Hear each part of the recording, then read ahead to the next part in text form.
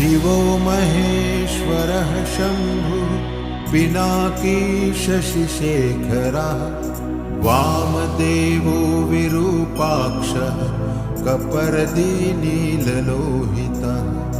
शङ्करः शूलपाणिश्च खट्वाङ्गी विष्णुवल्लभः शिपिविष्टोऽम्बिकानाथः श्रीकण्ठो भक्तवत्सलः भवः सर्वस्त्रिलोकेशः शितिकण्ठः शिवाप्रियः उग्रः कपाली कामारी रन्धकासुरसूदनः गङ्गाधरो ललाटाक्षः कालकालः कृपानिधिः भीमः परशुहस्तश्च